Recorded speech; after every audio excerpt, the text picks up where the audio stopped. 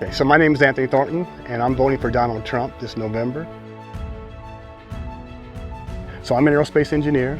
My father spent his career as an enlisted man in the Air Force, and I got to be successful because my parents emphasized education.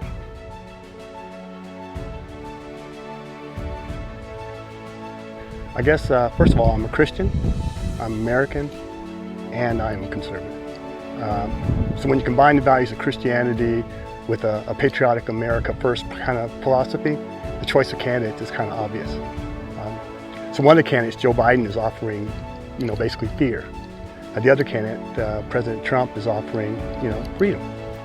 And so prior to the pandemic, the unemployment for everyone was at all-time lows. And President Trump created that environment to allow people to get to that.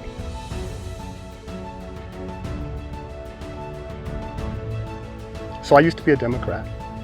I finally came to the realization that Democrats measure their success by how many people that they can make dependent on government. So for 35 years of my voting life, they have continually made promises to Black Americans and have never followed through, never.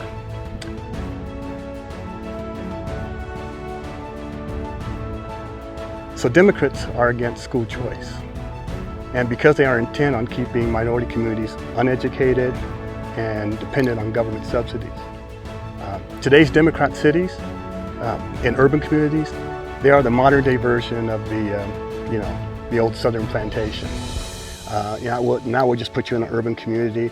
We'll put you in Section 8 homes, and we'll keep you funded and give you food stamps, and you're thinking you're living high on the hog. But we're not gonna let you get educated. We're not gonna allow you to be able to choose the school so your kids can get out of that cycle. No, we want that cycle to remain because you'll keep voting Democrat. That's the problem. And I think we've got to continue to fight that battle.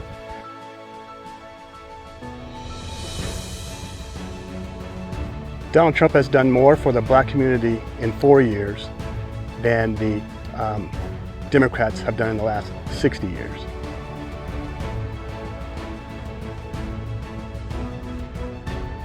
So we're talking about guaranteed funding of $250 million a year annually to HBCUs. So we're talking about the lowest unemployment rate for Black Americans in the history of this country. Donald Trump is pro-life. That is a value every evangelical Christian should embrace. Donald Trump is pro-law and order.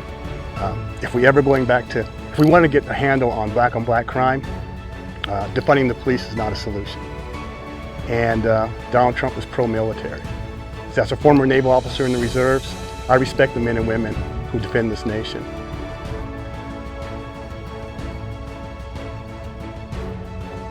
And it's sad that we even have to have that discussion.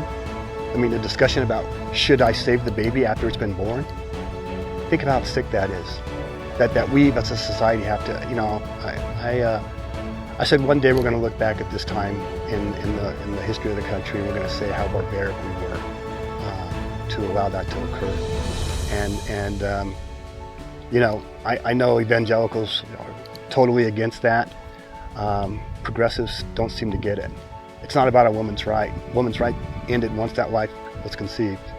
It's a separate entity.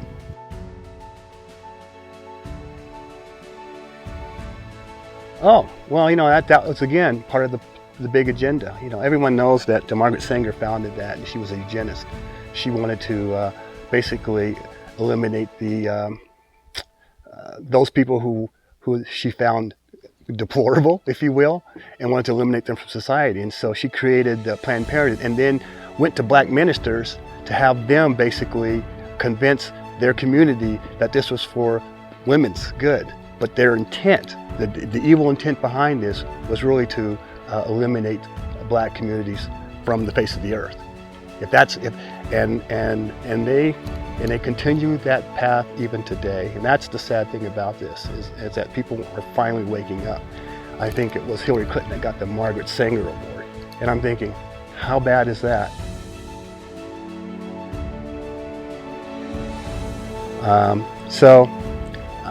But abortion, and I think that's why this big battle with the Supreme Court's going on right now. There's a big issue with Amy Coney Barrett and with respect to her, because they're concerned that she's going to reverse the law. I don't think she will. She's not going to reverse the current law. But I think some things should be outlawed. The baby is born, it's a baby, and whether you like it or not. And it's horrific to think that you would, as the Virginia governor said, we'll make the baby comfortable and then decide whether or not we're going to let it live. That was appalling to me, but that's how Democrats think.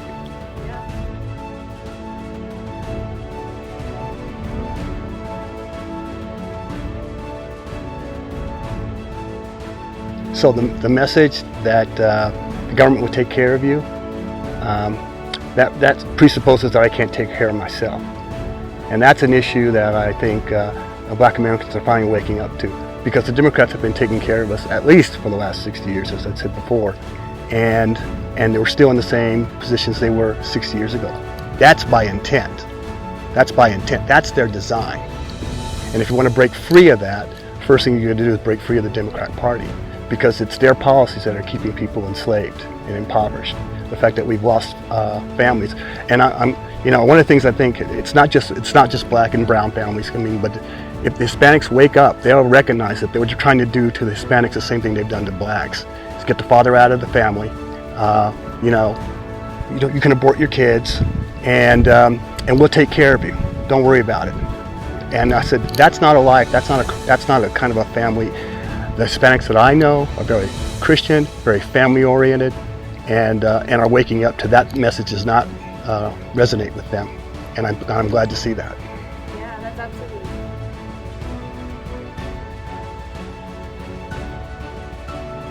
We're gonna take from the rich and give to the poor, and that's sort of the Democrat message always. We're gonna take from the rich, and if you're poor, you should want that, because we're gonna give you some of their money. We're going to determine how much that is, and you're going to be dependent on us as long as you give us your vote, and we're going to keep you dependent on us, and we'll give you little scraps here and there. That's not living. And Donald Trump basically says, I'm going to make the opportunity for jobs in this country, and everybody's going to prosper. And we don't think about redistributing a pie, we think about making more pies. And that's how Republicans think. I mean, it's all about creating more wealth for everybody. It's not reserved to just the top 1%. We've all benefited from this great economy. Until the pandemic hit, everyone was doing great. And the Democrats knew that. And now you see the only people who are not willing to open up their states are Democrat states, Democrat governors, Democrat cities. They're the ones that are trying to keep this down, because they don't want the economy to come back until after the election. I'm voting for Donald Trump to make sure he's in place, because he knows how to bring this economy back.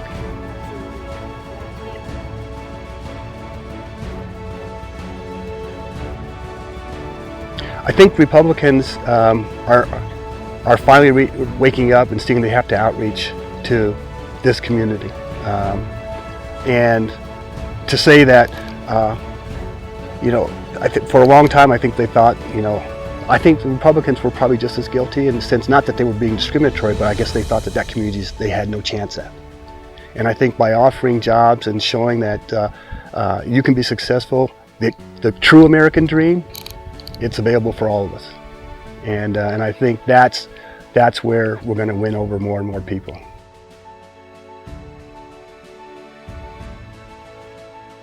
My message to Joe Biden is, I'm black, and I'm voting for the man who has earned my vote, and that's Donald J. Trump.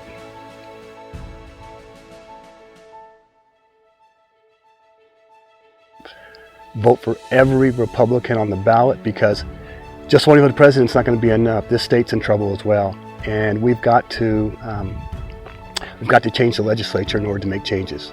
They've had a lock on the legislature for 85 years, except for maybe 2 years of that. And look where New Mexico is, 50th on all the good lists, and number 1 on all the bad lists.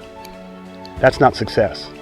And so in order to change that, you got to quit doing what you're doing. So my recommendation is for every individual, not Republican, not Democrat, every individual to get out and vote for Republicans in our state legislature as well.